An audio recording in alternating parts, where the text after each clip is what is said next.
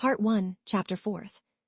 His mother's letter had been a torture to him, but as regards the chief fact in it, he had felt not one moment's hesitation, even whilst he was reading the letter.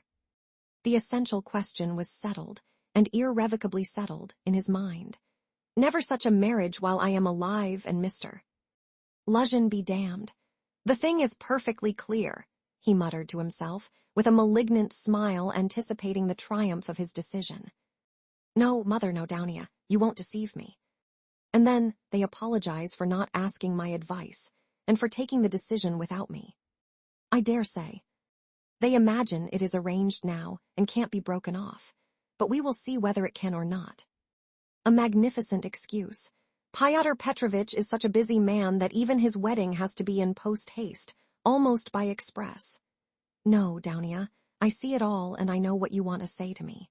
And I know, too, what you were thinking about when you walked up and down all night, and what your prayers were. Bitter is the ascent to Golgotha. So it is finally settled. You have determined to marry a sensible businessman, Avditia Romanovna, one who has a fortune, has already made his fortune. That is so much more solid and impressive. A man who holds 2 government posts, and who shares the ideas of our most rising generation, as Mother W. That seems beats everything. And that very Downia for that very seems, is marrying him. Splendid. Splendid. But I should like to know why Mother has written to me about our most rising generation. Simply as a descriptive touch, or with the idea of prepossessing me in favor of Mr. Lucian. Oh, the cunning of them. I should like to know one thing more. How far they were open with one another that day and night, and all this time since. Was it all put into words, or did both understand that they had the same thing at heart and in their minds, so that there was no need to speak of it aloud, and better not to speak of it? Most likely it was partly like that. From Mother's letter it's evident. He struck her as rude a little, and Mother in her simplicity took her observations to Downia. And she was sure to be vexed, and answered her angrily. I should think so. Who would not be angered when it was quite clear without any naive questions, and when it was understood that it was useless to discuss it? And why does she write to me? Love Downia, Radia, and she loves you more than herself. Has she a secret conscience brick at sacrificing her daughter to her son? You are our one comfort, you are everything to us. Oh, Mother. His bitterness grew more and more intense, and if he had happened to meet Mr. Lucian at the moment, he might have murdered him.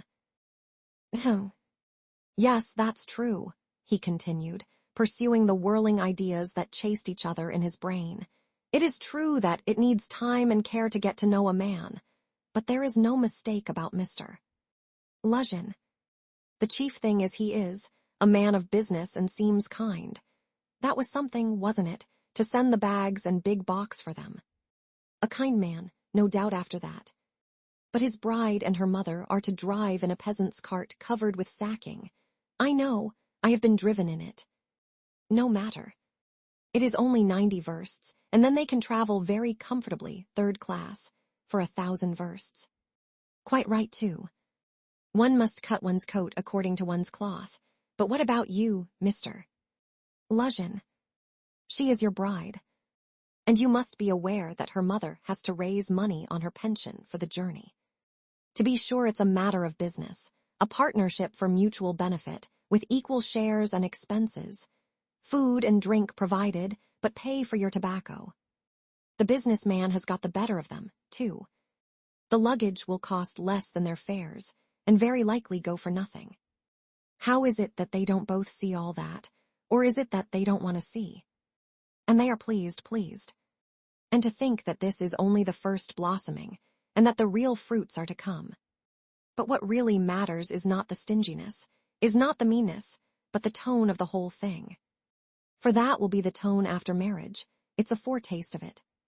And Mother, too, why should she be so lavish? What will she have by the time she gets to Petersburg? 3 silver rubles or 2, paper ones as she says. That old woman. What does she expect to live upon in Petersburg afterwards? She has her reasons already for guessing that she could not live with Downia after the marriage, even for the first few months. The good man has no doubt let slip something on that subject also, though mother would deny it. I shall refuse, says she. On whom is she reckoning then? Is she counting on what is left of her 120 rubles of pension, when Afanasy Ivanovitch's debt is paid? She knits woolen shawls and embroiders cuffs, ruining her old eyes. And all her shawls don't add more than 20 rubles a year to her 120. I know that. So she is building all her hopes, all the time on Mr. Luzhin's generosity. He will offer it of himself, he will press it on me. You may wait a long time for that. That's how it always is with these Schilleresque noble hearts. Till the last moment every goose is a swan with them. Till the last moment they hope for the best and will see nothing wrong. And although they have an inkling of the other side of the picture, yet they won't face the truth till they are. I should like to know whether Mr. Luzhin has any orders of merit. I bet he has the honor in his buttonhole, and that he puts it on when he goes to dine with contractors or merchants. He will be sure to have it for his wedding, too. Enough of him, confound him. Well, mother I don't wonder at, it's like her. God bless her, but how could Downia?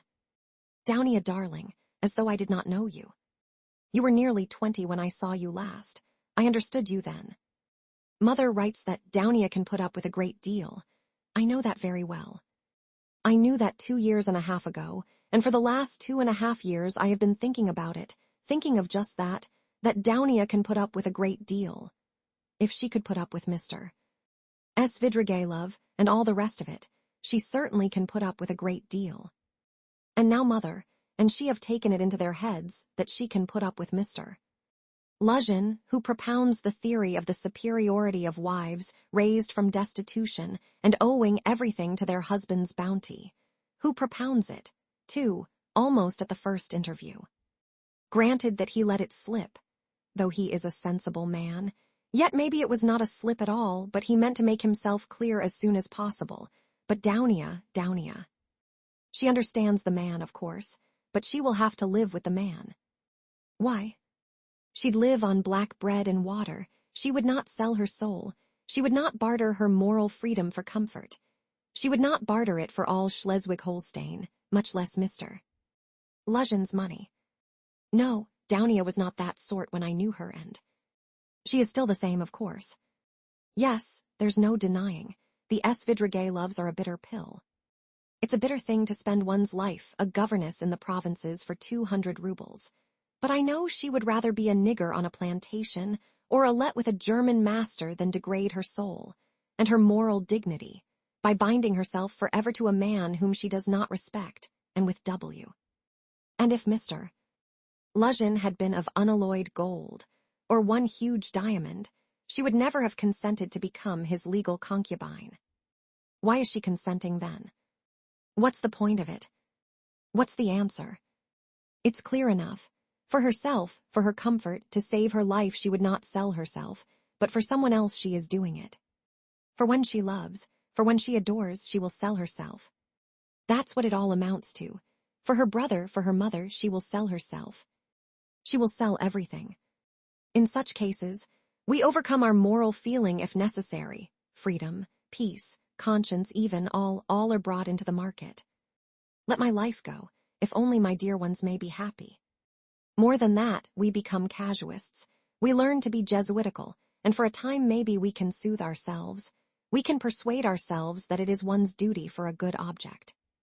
That's just like us. It's as clear as daylight. It's clear that Rodion Romanovich Raskolnikov is the central figure in the business, and no one else.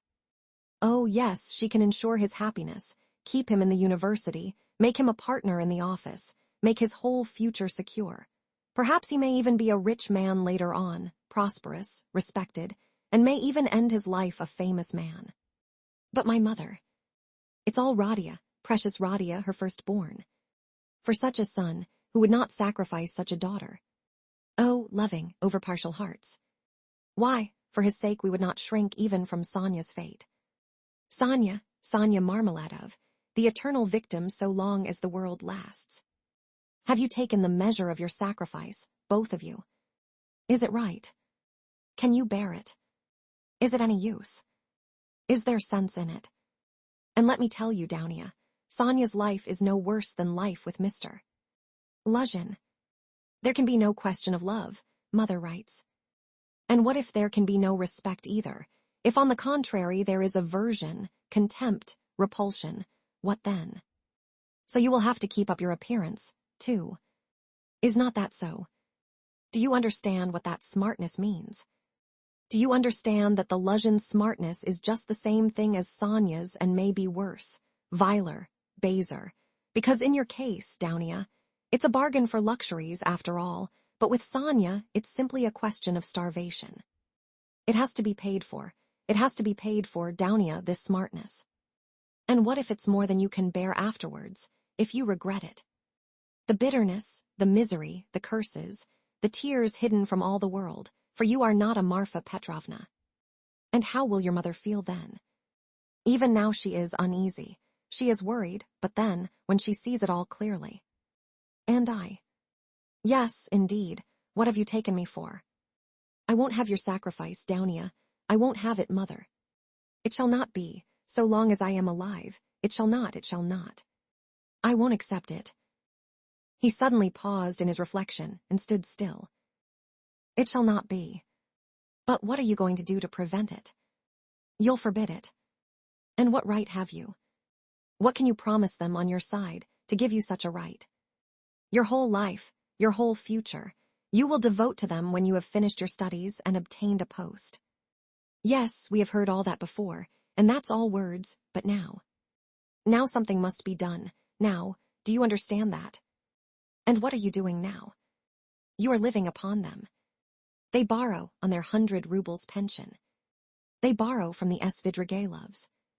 How are you going to save them from Svidrigailovs, from a fantasy Ivanovich Varoshin? Oh, future millionaire Zeus who would arrange their lives for them. In another 10 years. In another 10 years, Mother will be blind with knitting shawls, maybe with weeping too. She will be worn to a shadow with fasting, and my sister. Imagine for a moment what may have become of your sister in 10 years. What may happen to her during those 10 years? Can you fancy? So he tortured himself, fretting himself with such questions, and finding a kind of enjoyment in it. And yet all these questions were not new ones suddenly confronting him. They were old, familiar aches. It was long since they had first begun to grip and rend his heart. Long, long ago his present anguish had its first beginnings. It had waxed and gathered strength. It had matured and concentrated, until it had taken the form of a fearful, frenzied, and fantastic question, which tortured his heart and mind, clamoring insistently for an answer. Now his mother's letter had burst on him like a thunderclap. It was clear that he must not now suffer passively, worrying himself over unsolved questions, but that he must do something, do it at once, and do it quickly. Anyway, he must decide on something, or else. Or throw up life altogether, he cried suddenly, in a frenzy. Accept one's lot humbly as it is, once for all, and stifle everything in oneself, giving up all claim to activity, life, and love. Do you understand, sir? Do you understand what it means when you have absolutely nowhere to turn? Marmeladov's question came suddenly into his mind, for every man must have somewhere to turn. He gave a sudden start. Another thought that he had had yesterday slipped back into his mind. But he did not start at the thought recurring to him, for he knew, he had felt beforehand, that it must come back. He was expecting it. Besides, it was not only yesterday's thought.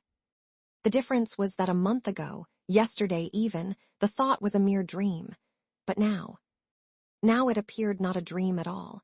It had taken a new menacing and quite unfamiliar shape, and he suddenly became aware of this himself. He felt a hammering in his head, and there was a darkness before his eyes. He looked round hurriedly. He was searching for something. He wanted to sit down and was looking for a seat. He was walking along the quay, boulevard. There was a seat about 100 paces in front of him. He walked towards it as fast he could, but on the way he met with a little adventure which absorbed all his attention. Looking for the seat, he had noticed a woman walking some 20 paces in front of him, but at first he took no more notice of her than of other objects that crossed his path. It had happened to him many times going home, not to notice the road by which he was going, and he was accustomed to walk like that. But there was at first sight something so strange about the woman in front of him, that gradually his attention was riveted upon her, at first reluctantly, and, as it were, resentfully, and then more and more intently. He felt a sudden desire to find out what it was that was so strange about the woman. In the first place, she appeared to be a girl quite young, and she was walking in the great heat bareheaded and with no parasol or gloves, waving her arms about in an absurd way.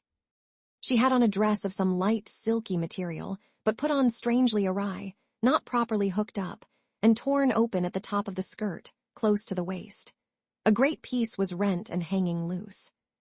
A little kerchief was flung about her bare throat, but lay slanting on one side. The girl was walking unsteadily, too, stumbling and staggering from side to side. She drew Raskolnikov's whole attention at last. He overtook the girl at the seat, but on reaching it, she dropped down on it in the corner.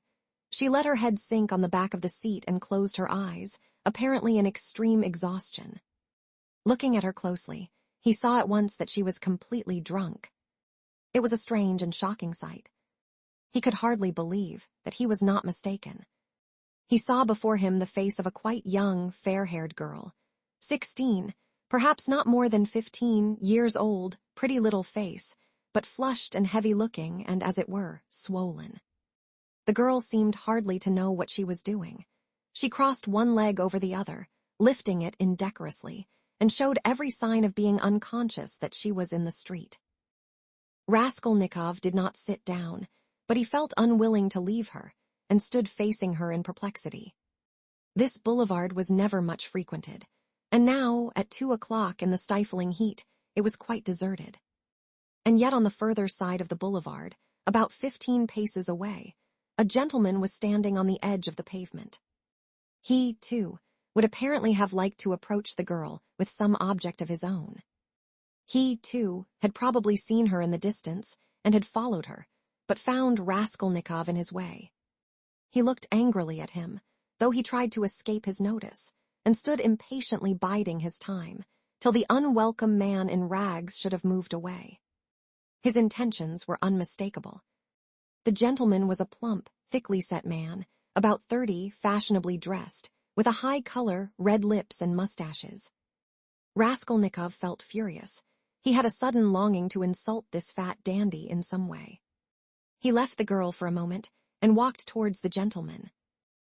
"Hey, you Svidrigailov. What do you want here?"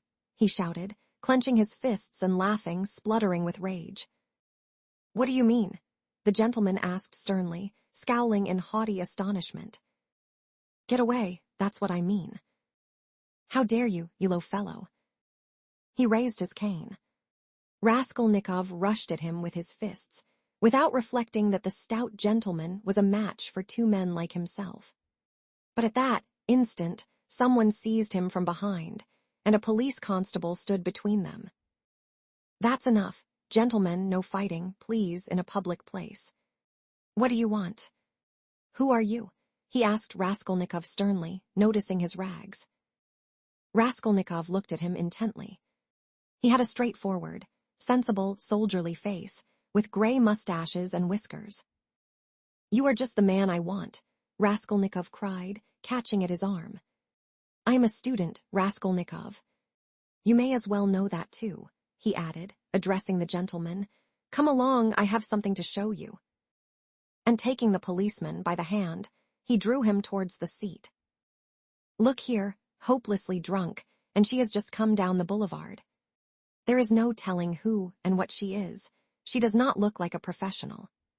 It's more likely she has been given drink and deceived somewhere.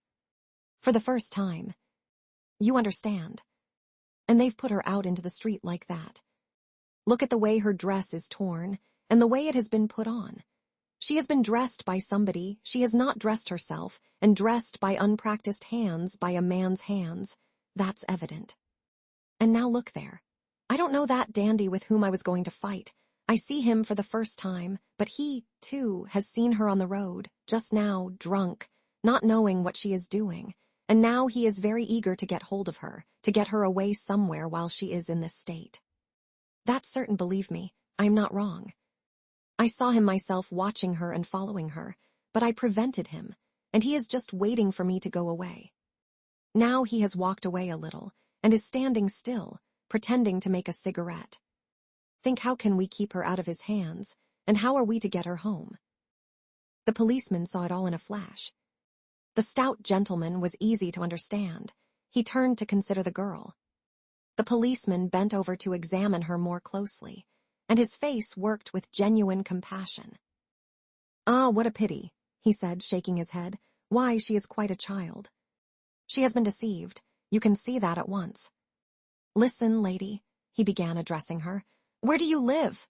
The girl opened her weary and sleepy-looking eyes, gazed blankly at the speaker, and waved her hand. "Here," said Raskolnikov, feeling in his pocket and finding 20 kopecks. "Here, call a cab and tell him to drive her to her address. The only thing is to find out her address." Missy, the policeman began again, taking the money. "I'll fetch you a cab and take you home myself." "Where shall I take you, eh?" "Where do you live?" "Go away." "They won't let me alone," the girl muttered, and once more waved her hand. Ugh, how shocking. "It's shameful, missy, it's a shame." He shook his head again, shocked, sympathetic, and indignant. "It's a difficult job," the policeman said to Raskolnikov, and as he did so, he looked him up and down in a rapid glance. He, too, must have seemed a strange figure to him, dressed in rags and handing him money. "Did you meet her far from here?" he asked him. "I tell you, she was walking in front of me, staggering just here in the boulevard. She only just reached the seat and sank down on it. Ah, the shameful things that are done in the world nowadays. God have mercy on us. An innocent creature like that, drunk already. She has been deceived, that's a sure thing. See how her dress has been torn too. Ah, the vice one sees nowadays. And as likely as not she belongs to gentlefolk too, poor ones maybe. There are many like that nowadays. She looks refined, too, as though she were a lady," and he bent over her once more. Perhaps he had daughters growing up like that, looking like ladies and refined, with pretensions to gentility and smartness. "The chief thing is," Raskolnikov persisted, "to keep her out of this scoundrel's hands. Why should he outrage her? It's as clear as day what he is after. Ah, the brute, he is not moving off." Raskolnikov spoke aloud and pointed to him. The gentleman heard him and seemed about to fly into a rage again, but thought better of it and confined himself to a contemptuous look. He then walked slowly another 10 paces away and again halted. "Keep her out of his hands we can," said the constable thoughtfully, "if only she'd tell us where to take her, but as it is. Missy, hey, missy," he bent over her once more. She opened her eyes fully all of a sudden, looked at him intently, as though realizing something, got up from the seat and walked away in the direction from which she had come. "Oh, shameful wretches, they won't let me alone," she said, waving her hand again. She walked quickly, though staggering as before. The dandy followed her, but along another avenue, keeping his eye on her. "Don't be anxious, I won't let him have her," the policeman said resolutely, and he set off after them. "Ah, the vice one sees nowadays," he repeated aloud, sighing. At that moment, something seemed to sting Raskolnikov. In an instant, a complete revulsion of feeling came over him. "Hey, here," he shouted after the policeman. The latter turned round. "Let them be. What is it to do with you? Let her go. Let him amuse himself." He pointed at the dandy. "What is it to do with you?" The policeman was bewildered and stared at him open-eyed. Raskolnikov laughed.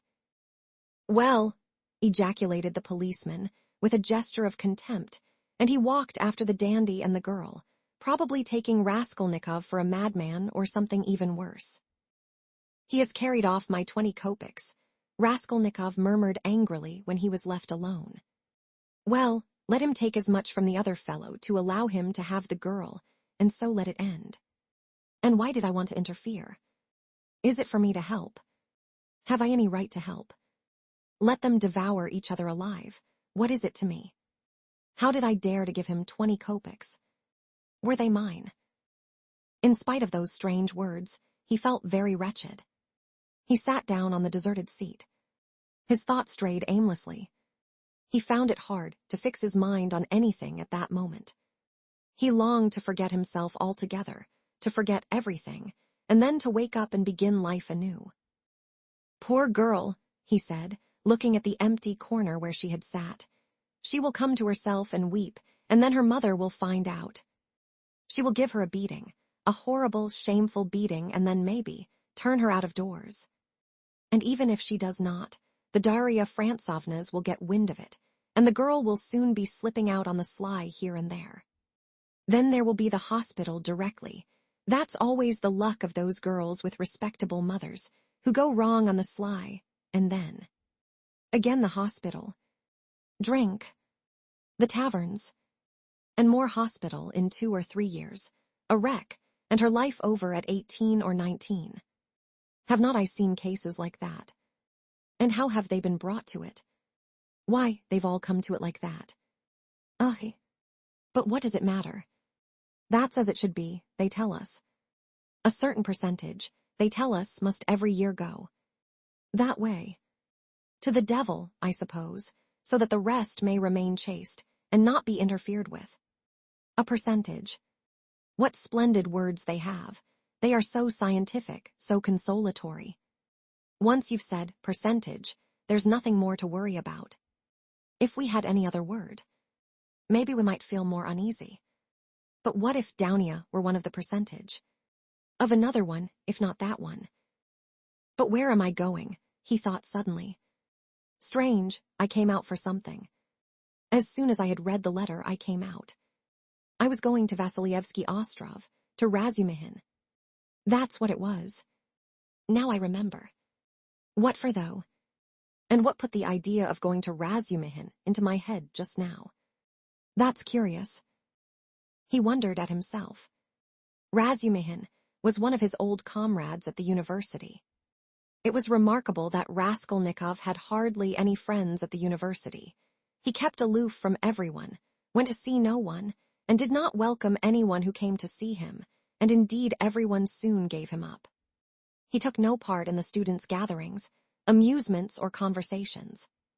He worked with great intensity without sparing himself, and he was respected for this, but no one liked him. He was very poor, and there was a sort of haughty pride and reserve about him, as though he were keeping something to himself. He seemed to some of his comrades to look down upon them all as children, as though he were superior in development, knowledge, and convictions, as though their beliefs and interests were beneath him. With Razumihin he had got on, or, at least, he was more unreserved and communicative with him. Indeed, it was impossible to be on any other terms with Razumihin. He was an exceptionally good-humored and candid youth, good-natured to the point of simplicity, though both depth and dignity lay concealed under that simplicity. The better of his comrades understood this, and all were fond of him. He was extremely intelligent, though he was certainly rather a simpleton at times. He was of striking appearance, tall, thin, black-haired, and always badly shaved. He was sometimes uproarious, and was reputed to be of great physical strength. One night, when out in a festive company, he had with one blow laid a gigantic policeman on his back. There was no limit to his drinking powers, but he could abstain from drink altogether. He sometimes went too far in his pranks, but he could do without pranks altogether. Another thing striking about Razumihin, no failure distressed him, and it seemed as though no unfavorable circumstances could crush him. He could lodge anywhere, and bear the extremes of cold and hunger. He was very poor, and kept himself entirely on what he could earn by work of one sort or another.